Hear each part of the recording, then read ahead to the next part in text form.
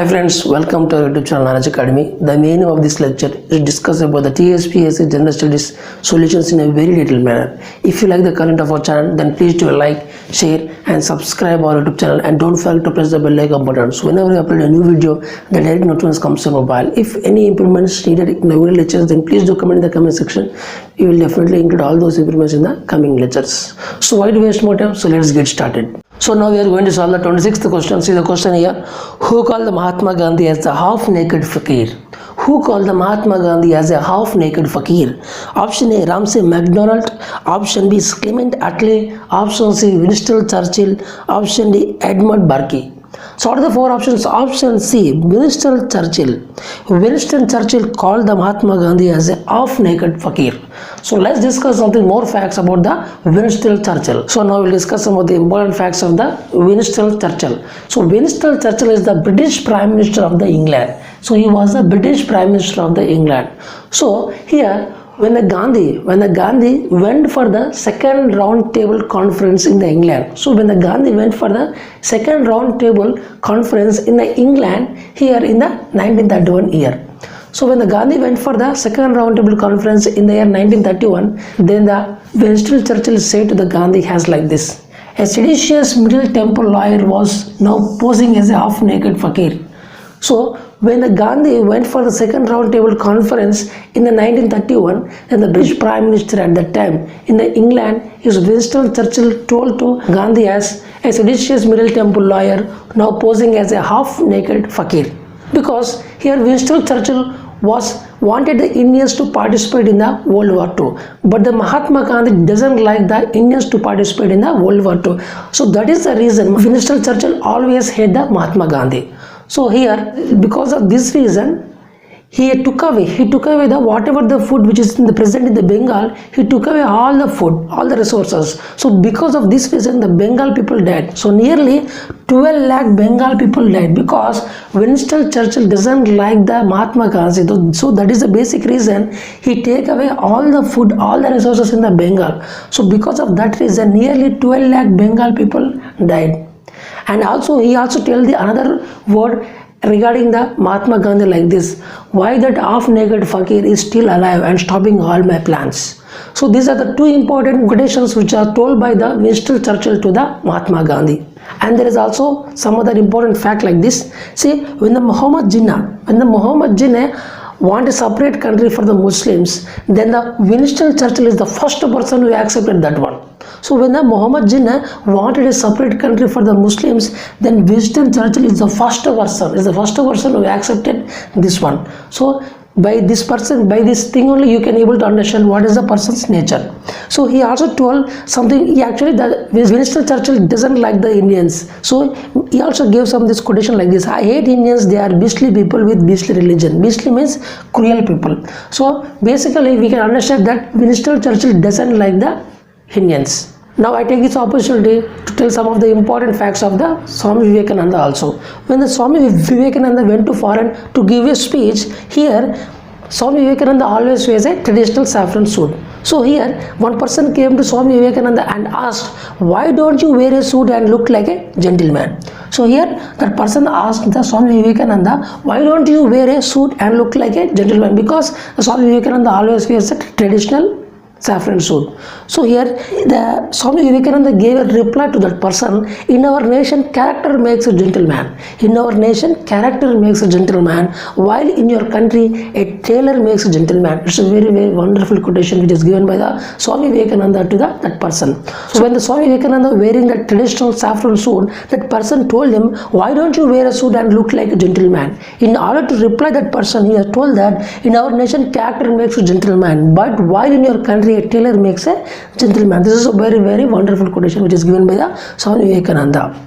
So now we are going to solve the 27th question. See the question here. How many delegates attended the first session of the Indian National Congress? How many delegates attended the first session of the Indian National Congress? Option A 50, option B 78, option C 72, option D 52. Out of the four options, option C is 72. 72 number of delegates attended the first session of the Indian National Congress. So let's discuss something more facts about this one. So now we'll discuss some of the important facts of the Indian National Congress, the first session.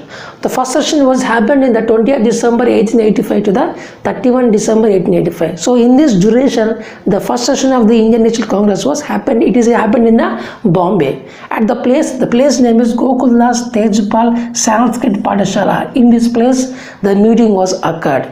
So this place is located in the Bombay. So here, for this meeting, 72 delegates are attended. So in the question they ask how many delegates are attended the first session of the Indian National Congress. So therefore 72 is the correct solution of this question. So therefore 72 delegates are attended the first session of the Indian National Congress. Here most of them are male lawyers. So there is no female candidate present in this 72 delegates. Only the male lawyers are present in this one 72 delegates. So most of them are lawyers. And the president of this first session of the Indian National Congress is Umesh Chandra Banerjee. So the president of the Indian National Congress session is the Umesh Chandra Banerjee for the first session. So actually they planned a meeting, the first session they have planned the meeting in the Pune. But due to the plague disease in the Pune, they have cancelled that meeting and they arranged the meeting in the Bombay. So actually they planned to have a meeting in the Pune, but due to the plague disease which has happened in the Pune, they transferred the meeting into the Bombay. So that is the reason the first meeting of the INC is happened in the Bombay. So now in this session, after this session, the Indians made a very, very important demands for the Britishers. The important demands which are presented in this session are here: appointment of the commission to inquire the working of the Indian administration. So the first demand is appointment of the commission to inquire the working of the Indian administration, and the second demand is Indian Council in London should be demolished. And creation of the legislative councils, reduction of the military expenditures and the civil service reforms. Actually these are some of the demands which are presented in this session, but actually there are total 9 demands. There are 9 demands which are told by the Indians to the Britishers, but I have only 5 demands I wrote. But actually in the question if they ask how many demands are presented by the first session to the Britishers, means 9 demands. So now we'll discuss the 20th question. See the question here: which was the first major newspaper published in India? So which is the first major newspaper published in India? Option A, Indian Gazette. Option B, Hickeys Bengal Gazette. Option C, Calcutta Gazette. Option D, Bombay Herald. So out of the 4 options, option B, Hickeys Bengal Gazette is the first major newspaper which is published in the India. So let's discuss some more facts about the Hickeys Bengal Gazette. So Hickeys Bengal Gazette is also called as the Calcutta General Advertiser. So here the Hickeys Bengal Gazette is also called as the Calcutta General Advertiser. So here this is the first newspaper which is published in the India. It is the first newspaper which is published in the India. So it is a English weekly newspaper which is published in the Calcutta. So it is a English weekly newspaper. In the weekends only this newspaper is going to come. So therefore here only it is an English weekly newspaper and it was published in the Calcutta. Only in the Calcutta this newspaper is published. And the founder of this newspaper is James August Hickey. So James August Hickey is the founder of this newspaper, and it was founded in the date 29 Jan 1780, and it was ceased the operations, means it stopped these publications in the 30th March 1782, because James August Hickey is a strong critic of the Governor General Warren Hastings. So whatever the Warren Hastings, the Governor General, whatever the things he did, the wrong things, all these things are published in the newspaper by this James August Hickey. So the Governor General doesn't like the things which is published in the newspaper. So because of this reason only, he was a main critic. He was a main critic of the Governor General Warren Hastings, and he also wrote so many things of the East India Company in his newspaper. So because of these things only, the East India Company forced this Hickey newspaper to stop in the year 1782. So because of the East India Company, he stopped his publications in the 30th March 1782. So only 2 years, only this newspaper is active for only the 2 years, from 1780 to the 1782. So finally, this is the first newspaper which is published in the India, and it is a English weekly newspaper, and it's published only in the Calcutta region. So here the founder is James August Hickey. It is founded on the 29th Jan 1780 and it was ceased its operations in the 30th March 1782 because the East India Company doesn't like whatever the things which is sold in the newspaper, so it is forced the newspaper to stop in the 1782, and he was a very strong critic of the Governor General Warren Hastings. Now we are going to solve the 29th question. See the question here. Which of the following does not contain silver? Option A, horn silver. Option B, German silver. Option C, ruby silver. Option D, lunar caustic. So what are the four options? Option B, German silver. German silver doesn't have any silver in it. So now let's discuss something more facts about this one. So now we'll discuss some of the facts of the German silver. The German silver consists of the nickel, zinc, copper and some amount of the lead and tin. So these are the things which are present in the German silver: nickel, zinc, copper, lead and tin. So nickel is of 21% and zinc is of 17.2% and the copper is of 15% and the remaining things are lead and tin. So here when this thing is coated on the any surface metal, so when this German silver is coated on any surface metal, we are going to get a color of the silver white color. So because of this silver white color, only we are going to call it as a German silver, because even though this German silver doesn't have any silver component in it, but because of the coating, so if we do the coating on any metal surface, we are going to get a color of silver white color. So because of this color only, we are going to call it as a German silver. So basically German silver doesn't have any silver component in it, but still because of the color appearance to us, it is a silver white color. So because of that color appearance only, we are going to call it as a German silver, and it is extensively used when compared to the remaining things because of its hardness and the resistance to corrosion. So if we coat on the surface metal, this metal is going to have a resistance to corrosion. So because of this reason only, this German silver is used extensively when compared to the remaining silvers. So because of the hardness and the resistance to corrosions. So here in the options, the remaining three options are names are horn silver, ruby silver and the lunar caustic.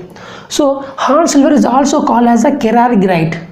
Horn silver is also called as the Carrargite, and the ruby silver is also called as the light red silver, and the lunar caustic is also called as the silver caustic, because in the Greeks silver is called as a lunar. So because of this reason only, the lunar caustic is also called as a silver caustic, because in the Greeks silver is called as the lunar. So because of this reason only, the lunar caustic is also called as a silver caustic. Here finally what I am trying to say is German silver doesn't have any component of silver, but still we are going to call it as a German silver because of the color appearance to us. So when we coat this one on the surface of the metal, we are going to get a color of silver white color. So because of this reason only, we are going to call it as a German silver.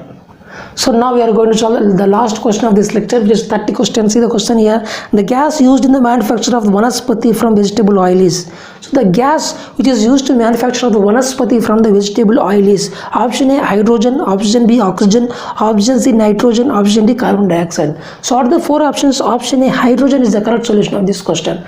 So now you take a glass jar. In this glass jar, pour the vegetable oil. So vegetable oil is nothing but a unsaturated fatty acids. So vegetable oil is nothing but unsaturated fatty acids are contained in the vegetable oil. So now what we are going to do is, now we are going to expose this vegetable oil to the hydrogen. So when we pass the hydrogen gas into this glass chamber, so now we are going to get, so this process is called as the hydrogenation. So the process is hydrogenation. So when we expose this glass of vegetable oil to the hydrogen gas, finally we are going to get the vanaspati ghee. So we are going to get the vanaspati ghee. So vanaspati ghee is nothing but now it is going to contain the saturated fatty acids. So now we are going to get the saturated fatty acids. So this vanaspati ghee is also called as the dalda ghee. So basically vanaspati means dalda. So we are going to call it as a dalda ghee. So the dalda ghee is a very bad for health. So it is a very bad for health, because if you consume more amount of the vanaspati ghee, the cholesterol in the body is going to increase. So because of this reason only, you have to use the vanaspati ghee in a little quantity, because it is going to increase the cholesterol and it is also bad for the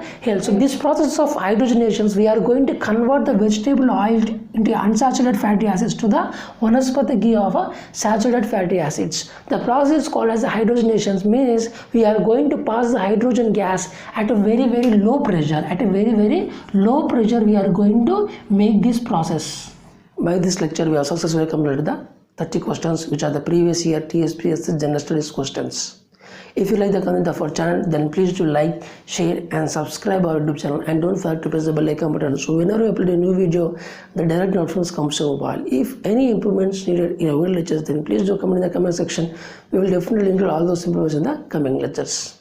Thank you so much for watching this lecture. Keep smiling, take care and bye bye.